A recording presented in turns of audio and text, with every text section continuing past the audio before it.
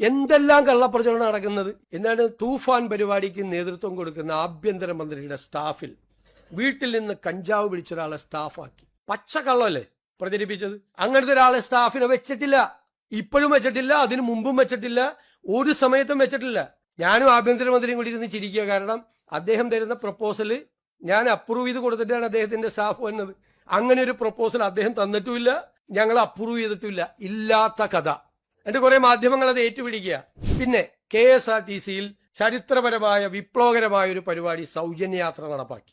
ആ സൗജന്യയാത്ര നടപ്പാക്കിയപ്പോൾ city bus, ordinary bus അല്ല city ബസ്സാക്കി മാറ്റിയെന്നും പറഞ്ഞു വ്യാജ പ്രചരണം നടത്തി. ഒറ്റ ബസ് പോലും ഓർഡിനറി ബസ് സിറ്റി ഫാസ്റ്റ് ആക്കിയിട്ടില്ല. സിറ്റി ഫാസ്റ്റ് ഇപ്പോ പല സൗകര്യത്തിനും വേണ്ടി തിരുവനന്തപുരത്ത് ഓർഡിനറി ആക്കിക്കൊണ്ടിരിക്കുക. ഇന്നലെ കണക്ക് വന്നല്ലോ, എത്ര ലക്ഷം പേരാണ് അതിൽ യാത്ര ചെയ്തതെന്ന്. ആവേശഭരിതരായി കൂടുതൽ ചെയ്ത്, ഇന്നലത്തെക്കാളും കൂടുതൽ ആളുകളല്ലേ ഇന്ന് യാത്ര ചെയ്തത്. നുണ പ്രചരിപ്പിക്കുകയാണ്. പിന്നെ വേറൊരു വാർത്ത, ഈ സഹകരണ സ്ഥാപനങ്ങളിലെ മുഴുവൻ ഫീസ് കൂട്ടി UDF സർക്കാർ വന്ന ഉടനെ തന്നെ വ്യാപകമായ പ്രചരണമാണ്. ഫെബ്രുവരിയിൽ കഴിഞ്ഞ സർക്കാരാണ് കൂട്ടിയത്. എഴുതി വെച്ചോ, കഴിഞ്ഞ സർക്കാരാണ് കൂട്ടിയത് ഫെബ്രുവരിയിൽ. ഞങ്ങളല്ല കൂട്ടിയത്. ഞങ്ങൾ അധികാരത്തിൽ വന്നതിന് ശേഷം 1 രൂപ കൂട്ടിയിട്ടില്ല.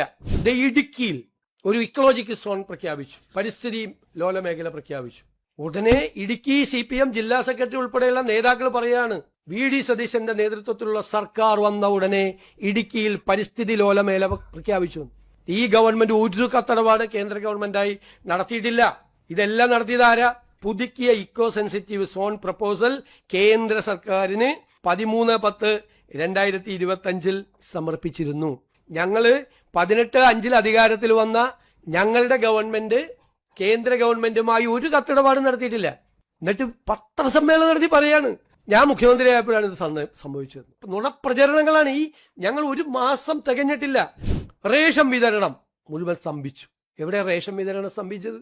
ഒരു സ്റ്റാറ്റ്യൂട്ടറി റേഷന്റെ 1 ഗ്രാം അരി ഒരു സ്ഥലത്തും കുറച്ചു കൊടുത്തിട്ടില്ല. എന്നിട്ട് വ്യാപകമായി UDF സർക്കാർ വന്നു, റേഷൻ വിതരണം മുടങ്ങി. വ്യാജപ്രചരണമാണ്. അത് വേറൊരു വാർത്ത. ഞങ്ങളൊരു തീരുമാനം എടുത്തിട്ടില്ലല്ലോ അതില്. അതിനു മുമ്പ് സ്ത്രീ സുരക്ഷാ പദ്ധതി പിൻവലിച്ചെന്നും പറഞ്ഞു വ്യാപകമായ വാർത്ത വന്നല്ലോ. വ്യാപകമായ വാർത്ത. ആരാണ് ഈ വാർത്ത ചമയ്ക്കുന്നത്? ഒരു കാര്യം അവര് മനസ്സിലാക്കിക്കൊള്ളണം, ഇതുപോലെ കഴിഞ്ഞ 1-2 വർഷം വ്യാപകമായി കള്ളപ്രചരണം നടത്തിയാണ് PRDയുടെ കൂടി സഹായത്തോടു കൂടി. ഇരുണ്ട കാലം എന്നുള്ള ഒരു ഇതുണ്ടായിരുന്നു, അത് PRDയുടെ സഹായത്തിലാണ് ചെയ്തത്. എനിക്കെതിരായിട്ടുള്ള വ്യാപകമായ പ്രചരണം നടത്തിയത് PRDയിലെ ഉദ്യോഗസ്ഥർ കൂടി പങ്കെടുത്തുകൊണ്ടാണ്. സർക്കാർ ചെലവിലാണ് പ്രതിപക്ഷത്തിനെതിരായി അന്ന് വ്യാപകമായ രീതിയിൽ പ്രചരണം നടത്തിയത്.